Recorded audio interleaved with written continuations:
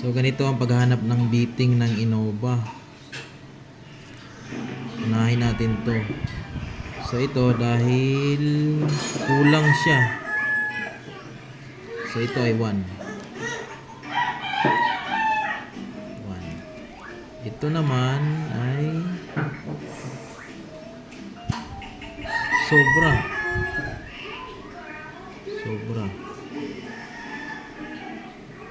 Sobra to. Kaya yan.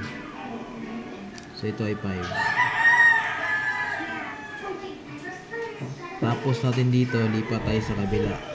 Dito. Ito dahil pantay siya 3. Ito naman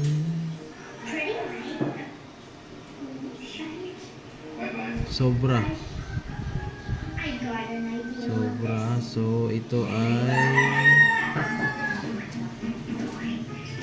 5. Lipat naman tayo sa kabila. Itong dalawang to ay kulang siya. So itong dalawang to ay 1.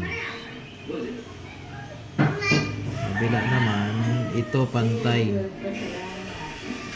lang siya. So ito tama na to, sakto na. So ito ay 3. Ito naman ay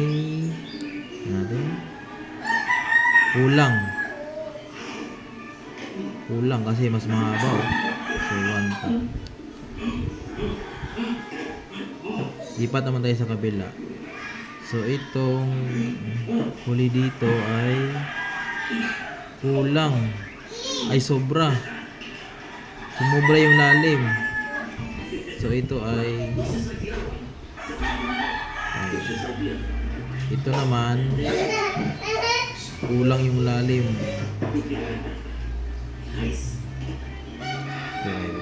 So subukan natin to kung ano yung resulta niya sa actual. Kung tama yung beating sa nakita natin, 5-1, 3-5-1-1, 3-1-5-1.